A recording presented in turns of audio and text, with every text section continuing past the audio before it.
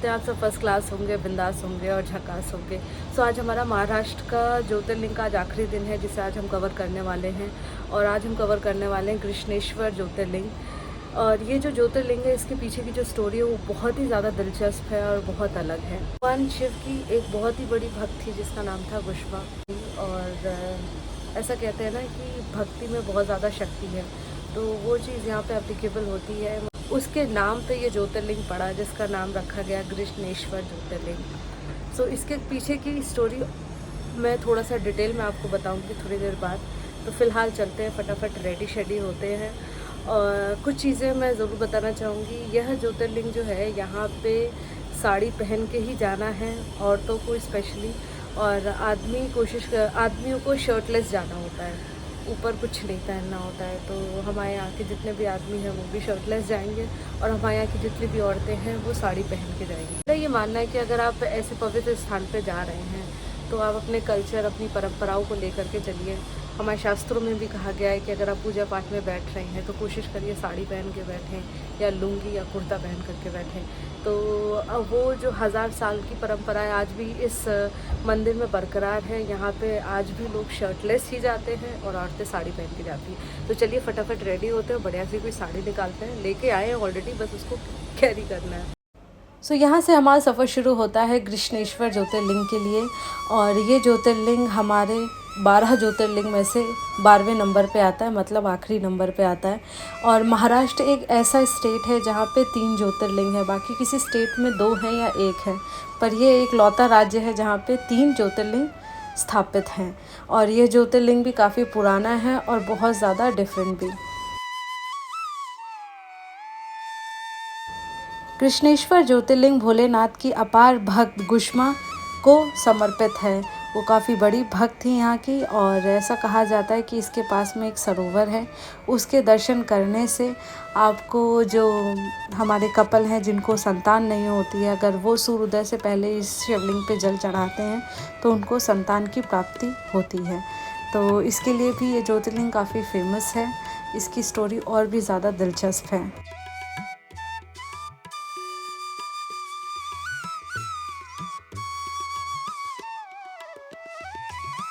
मैंने आपको वीडियो की स्टार्टिंग में ही बताया था कि यहाँ की कुछ परंपराएं हैं जो कि 1000 साल पुरानी हैं। यहाँ पे जितने भी आदमी पूजा के लिए जाते हैं वो शर्टलेस होकर के जाएंगे और औरतें हैं वो साड़ी पहन के जाएंगी। तो आप भी कोशिश करिएगा कि अगर आप ऐसी धार्मिक स्थानों पे जाते हैं तो साड़ी कैरी करिए। हमारे घर के जितने भी मेल सदस्य थे वो सब शर्टलेस हैं, बच्चे क्यों ना हो। और फूल और ये बेलपत्री ही अलाउ है, इसके अलावा कोई और मिठाई या और कोई चीज़ अलाउ नहीं है। देवगिरी पर्वत के पास एक ब्राह्मण रहता था जिसका नाम था सुधर्मा, और उसकी जो पत्नी थी उसका नाम था सुदेहा। तो ये लोग काफ़ी अच्छे से रहते थे, अच्छा सा गृहस्थ जीवन चल रहा था। बट इनको एक ही चीज़ का दुख था कि इनके पास संतान नहीं थी। और उस संतान की प्राप्ति के लिए इन्होंने काफ़ी पूजा किया, यज्ञ किया, बट फिर भी संतान नहीं हो रही थी। तभी इनकी जो पत्नी सी सुदेहा, उसने ये निश्चय किया कि वो अपनी पति की शादी अपनी बहन गुष्मा के साथ करवा देगी।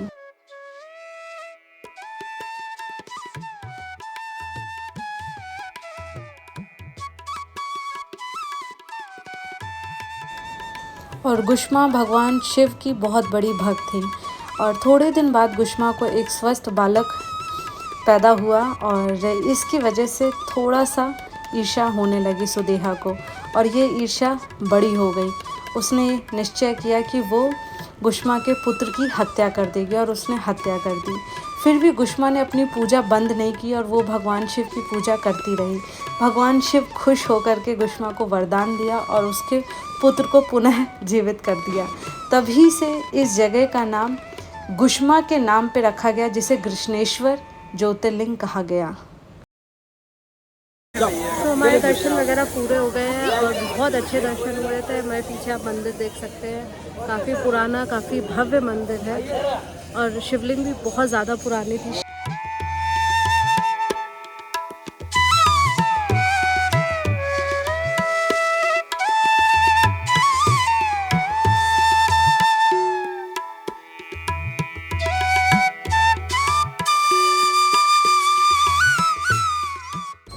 तो हमें दर्शन वगैरह डन हो चुके हैं और अब हम जा रहे हैं अजंता एंड एलोरा केव, जो कि आपने एनसीईआरटी की किताबों में पढ़ा होगा, सुना भी होगा, काफ़ी फेमस है, काफ़ी रेनाउंड है।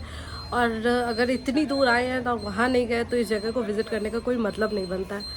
और यहाँ से मात्र वो जगह है 1-1.5 किलोमीटर की, तो वही अब एक्सप्लोर करने का सामान हमारा सारा बस में लोड हो चुका है। बस छोटी छोटी चीज़ें रह गई है, वो वाइंड अप करने के बाद हम फटाफट भागेंगे एलोरा केव। और हमारे पीछे आप देख सकते हैं हमारा जो छोटा सा हट है, काफ़ी ज़्यादा खूबसूरत है। तो अपने सेपरेट ले लिया था, बगल वाला भाभी का, उसके बगल में आदर्श भैया, प्रियांशु, इधर मम्मी पापा रुके थे। तो काफ़ी अच्छी जगह थी। बस सामने की लोकेशन कुछ खास नहीं है, बट ये जो अंदर का था ना, ये बहुत प्यारा सा था, कॉटेज टाइप का। नाश्ता अभी हमने किया नहीं है, थोड़ी देर में हम नाश्ता भी करेंगे। पहले वो जगह एक्सप्लोर कर लें, उसके बाद देखते हैं, उसके बाद अपन नाश्ता वाश्ता करेंगे। शिवाय को मस्त खिला दिया है इडली एंड चटनी, तो ही इज़ हैप्पी नाउ। और उसका प्रॉब्लम ये है कि अगर वो खाना नहीं खाता है वो कतई फैल जाता है, इसीलिए उसका पेट पूजा पहले ही कर दी। चलिए फटाफट चलते हैं, देखिए सामान लोड हो रहा है बढ़िया, सारी गाड़ी में सब लोग अब जा रहे हैं। तो सुबह से हमारा पेट पूजा हुई नहीं है, तो हमने डिसाइड किया कि बढ़िया सा ब्रेकफास्ट करते हैं। तो एक रेस्टोरेंट दिखा है, चलिए चलते हैं और अपना ब्रेकफास्ट करते हैं। मैगी शिवाई की फेवरेट, मम्मी उड़ा रही है इधर, ये देखिए ये पेड़ देखिए कितना विशाल पेड़ है, बट इसका काफ़ी पुराना है। बाकी सबका नाश्ता चल रहा है, यहाँ पापा की पूड़ियाँ चल रही हैं, मैगी पकौड़ियाँ। और ये आ गई हमारी बढ़िया सी गर्मा गर्म फिल्टर कॉफ़ी। टेस्ट करके बताते हैं आपको कैसा है। बट भाभी आप बता रहे हो मीठा ज़्यादा है ना, कॉफ़ी लग रहा है मीठा। मीठा ज़्यादा, बहुत ज़्यादा मीठा है यार, चलो चीनी डाल दी है पूरी बताइए। सो यहाँ से हमारा सफ़र शुरू हो रहा है एलोरा केव के लिए, और ये ऑफिस बनाया गया है जहाँ से हम टिकट ले सकते हैं। और टिकट लेने के बाद हम अब जा रहे हैं अंदर। एलोरा केव बहुत ही इंटरेस्टिंग जगह है और हमारी वर्ल्ड हेरिटेज साइट में से एक है। मुझे ऐसा लगता है कि हर हिंदुस्तानी को ये जगह को ज़रूर एक्सप्लोर करना चाहिए।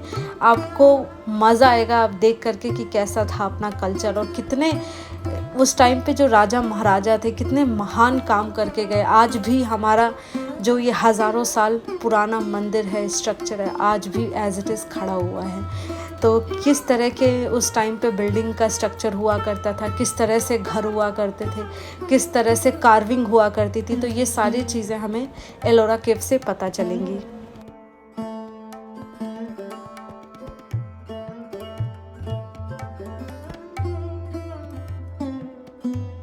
अभी आपको लोग जिस प्लेस पे खड़े सर, इस प्लेस का जो नाम है सर एलोरा। एलोरा में आपको 3 धर्म के देखने मिलता है, आपको बौद्ध, हिंदू और जैन। तो फर्स्ट जो तो क्यों नंबर 1 से स्टार्ट करेंगे सर, यानी बुद्धिज़्म होता है, हिंदुज़म होता है कैलाश का टेम्पल, उसके बाद में जैन के उसका ये अलग पार्ट बना हुआ है। लेकिन हम लोग को ये बुद्धिज़्म और हिंदुज़म इसी को देखने के लिए मेन जो है 1 से 1.5 घंटा लगेगा। तो सर हम जिस केव के सामने करें, इस केव को जो तो कैलाश टेम्पल कहता है। तो सर इस केव को कैलाश टेम्पल इसलिए कहता है, जैसे कि हम लोग घर बनाते तो हम नीचे स्टार्ट करते हैं, यू नो बॉटम टॉप। ये Kailash temple top to bottom बनाएंगे ना, ऊपर से नीचे बनाया गया है। तो सर इस केव को जो कार्विंग है, यानी जो कलाकृति है, आप केव के अंदर भी जाओगे देखने नहीं मिलता है, मेन गेट से भी जाओगे देखने नहीं मिलता एक्चुअली। तो आपको भी तुम्हें ऊपर से नीचे कैसे बनाया गया है। केवल के अंदर जाओगे आप लोग तो आपको शिवलिंग देखने मिलता है, लेकिन इसका पूजा नहीं होता है। इसका जो मेन कार्विंग है केवल टॉप से, और बाकी अदरवाइज ये केव्स है ये फ्रंट टू बैक यानी सामने से कटिंग हुआ है। और ये टोटली काम अपने ये छन्नी हथौड़े से काम, हैमर से काम हुआ है। आपको कोई भी केव के अंदर आपको ज्वाइन देखने को नहीं मिलता, और सिंगल रॉक में काम करेंगे।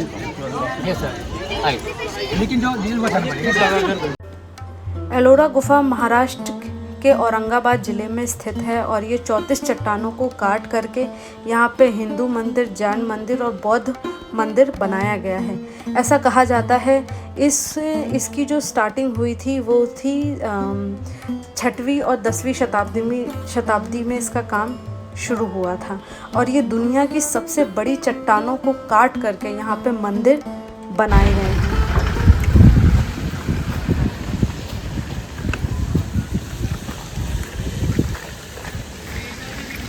ये कलाकृति देख रहे हैं सर, जैसे पीपल का पत्ते ने पीपल के पत्ते का आकार बनाया गया है। जैसे कि गौतम बुद्ध ने जो आपको चंद्रयान से बोधि वृक्ष पीपल का पेड़ कहता है, तो आर्किटेक्ट पीपल का पेड़ नहीं बनाया, केवल पीपल के पत्ते का आकार बनाया गया है। और ये बात कमन के दोनों साइड में देखिए, दक्षिण बोधिसत्व और उत्तर बोधिसत्व, यानी दक्षिण भारत उत्तर भारत जो गौतम बुद्ध के बीच जो मंक्स होते हैं ना, लोग ऐसा मंदिर बनाकर पूजा करते हैं, साउथ इंडियन और नॉर्थ इंडियन। और सब में लास्ट में देखिए, जो आपको एक ही लाइन छोटी छोटी मूर्ति नजर आ रही है, इसलिए तो मिथुन जोड़ा कहता है। मिथुन जोड़ा यानी कि अभी के कहते हैं हम दो, हमारे दो, यानी सुखी पर हैप्पी फैमिली पहले भी था, आज भी नहीं, छोटा परिवार सुखी परिवार। आपको जो सूरज का किरण बताया सर, जो सूरज इंदौर बताया गया 4:30 से 5 दरमियान, जब सूर्य डाउन होगा ऊपर से वैसे सूर्य टॉपिक गौतम बुद्ध के फेस पे जाएगा एवरी 10 मार्च, सिर्फ 10 मार्च ना। ये रहा हमारा बौद्ध मंदिर, जिसको बनवाया गया था 8वें और 9वीं शताब्दी के दौरान में बनवाया गया था। जो यहाँ के बौद्धिक शिशु थे, इन्होंने 1 से लेकर 10 गुफाएं बनवाई थी, जहाँ पे उन्होंने अन्य तरह की मूर्ति चित्र बनवाई। इसके साथ साथ अन्य बौद्धिक आकृतियाँ भी बनवाई। इसे सबसे महत्वपूर्ण गुफा भी कहा जाता है, जो इसे हमें 10 नंबर गुफा कहा जाता है, और इसे विश्वकर्मा गुफा के नाम से भी जाना जाता है। ये एलोरा केव की सबसे खूबसूरत बिल्डिंग कह लीजिए या मंदिर, इसे बोलते हैं कैलाश मंदिर, और ये भगवान शिव को समर्पित है। ऐसा कहा जाता है इस मंदिर का निर्माण ऊपर से शुरू किया गया है नीचे की तरफ, मतलब सबसे पहले इसका गर्भगृह बनाया गया, उसके बाद इस मंदिर की जो है बाकी नींव रखी गई है। तो आप अगर ऊपर से देखेंगे तभी इस पूरे मंदिर का व्यू आपको दिखाई देगा। एक्चुअल में अगर आप नीचे से देखेंगे तो आपको बिल्कुल भी नहीं पता चलेगा। ये जो इसका टॉप शिखर है, यहाँ से इस मंदिर की शुरुआत होती है, और यहाँ पे अन्य देवी देवता, मतलब भगवान विष्णु, भगवान दुर्गा, सारे जो भी हमारे हिंदू धर्म के देवी देवता हैं, उनके चित्र वगैरह भी इस मंदिर पे बने हुए हैं। और इस मंदिर को जो है रथ के आकार में बनाया गया है, और बेहद ही ज़्यादा खूबसूरत है। अब जब भी इस जगह को विज़िट करिएगा, आप हमेशा से इस मंदिर को टॉप से देखिएगा, नीचे आकर के आपको बहुत ज़्यादा समझ में नहीं आएगा। और ये क्योंकि बहुत ज़्यादा पुराना है, तो मूर्तियाँ वगैरह यहाँ पे खंडित हो चुकी हैं। वैसे तो यहाँ पे पूजा वगैरह नहीं होती है, बस शिवलिंग स्थापित है।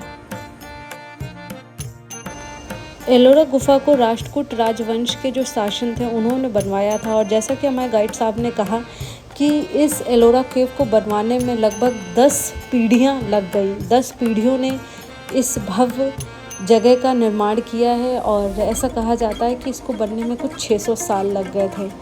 तो इसीलिए ये शायद वर्ल्ड हेरिटेज साइट है, और ऐसा कहा जाता है कि ये एक लौता ऐसा स्थान है जहाँ पे आपको हिंदू धर्म, हिंदू कल्चर, जैन और बौद्ध के बारे में काफ़ी कुछ जानने और सीखने को मिल सकता है। तो अगर आप महाराष्ट्र जा रहे हैं तो आप इस जगह को बिल्कुल भी मत करिएगा। यकीन मानिए, ये जगह आपको बेहद पसंद आएगी और बहुत ही अद्भुत है।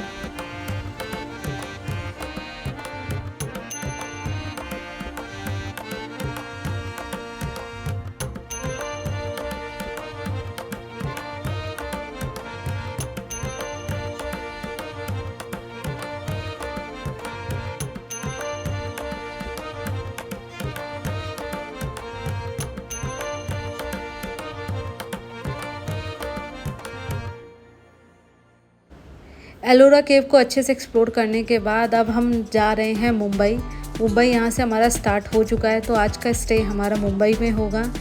और आज हम पूरी तरह से, आज तो शायद थक चुके हैं काफ़ी, आज तो नहीं, बट कल हम पूरा मुंबई एक्सप्लोर करेंगे, और यहाँ से मुंबई की शुरुआत हो जाती है।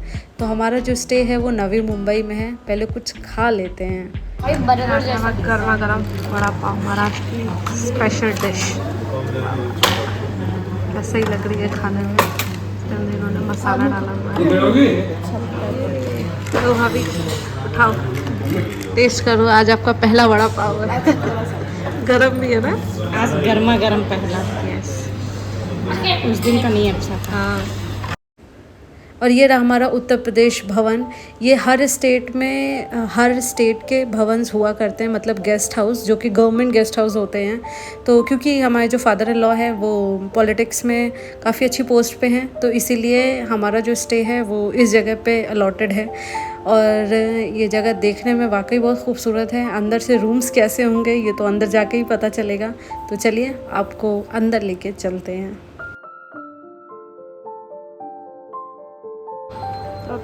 भवन का रूम टूर देते हैं।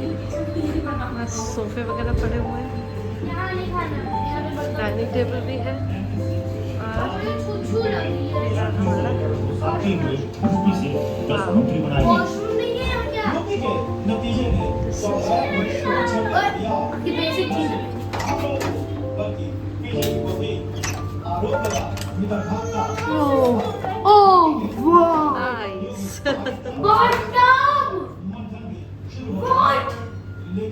इधर आओ शिवा, इधर आओ। सो हम मस्त फ्रेशन अप हो गए और अब हम आ गए हैं मस्त खाने के लिए। और यहाँ पे चल रहा है शिवाय और शिवाय के चाचू की मस्ती। तो आदर्श भैया लगे हुए हैं शिवाय को एंटरटेन करने में, और शिवाय को चाहिए अपनी गाड़ी भी, वो अपनी गाड़ियाँ साथ में लेके चलते हैं। ये रही इनकी गाड़ी। तो अब बढ़िया सा आ गया है हमारा खाना, और ये देखिए मस्त रोटी है और थाली आपको दिखाते हैं। इसके साथ इन्होंने दी है ये सब्जी, खीर, और ये थी परवल की सब्जी, पापड़। तो काफ़ी बढ़िया खाना था, फुल यूपी स्टाइल में यूपी खाना था। तो एंजॉय करते हैं अपना खाना। हम सारी लेडीज़ निकले हैं मस्त डिनर विनर करके बढ़िया सी मुंबई की रोड पे टहलने। समय हो रहा है कुछ 9:30 और मार्केट यहाँ से कुछ 200 मीटर है, बट अभी हम नहीं जाएंगे। और मौसम यहाँ का काफ़ी सुंदर है। मौसम अच्छा है ना मम्मी? मौसम कैसा है? बहुत अच्छा है, बहुत अच्छा है। मन करता है यहीं रुके, ये- वहाँ तो गर्मी है अपने उधर, यहाँ तो बिल्कुल जस से आया, तो ऐसे लगता पसीना आता ही। बस पसीना आता है। मम्मी को मौसम बहुत पसंद आया। और ये मैडम को फ्लैट लेने को बोल रही है। बारिश होती है, फ्लैट लेके यहीं, और क्या यहीं रुक जाए हम तो। इन मैडम को फ्लैट लेके यही रुकना है, मतलब मुंबई आते ही कहते हैं ना। पड़ रहे हो घूम लेते। हाँ सिद्धार्थ वहाँ रुक गए, पता नहीं क्या कर रहा है। हाँ, वो बच्चा संभाल रहे।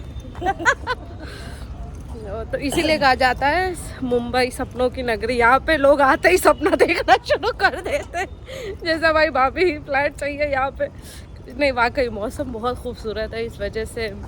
और हम जिस बाकी यूपी से अच्छा कहीं कुछ नहीं है। और नहीं यार, हम लोग जिस एरिया से आए ना वहाँ पे टेम्परेचर चढ़ा टेम्परेचर की 47। वजह से गर्मी बस यूपी की नहीं Yes. है। मानसून आता तो सबसे पहले यही तो आता है। हाँ, तो यहाँ पे मानसून, इस समय मानसून वेदर चल रहा है। मौसम इज़ वेरी ऑसम। लखनऊ से अच्छा कहीं नहीं लगता है। यस, लखनऊ से अच्छा लखनऊ भी नवाबों का ही शहर है। तो चलो भैया फ़ोन रखते हैं और थोड़ा इंजॉय करते हैं।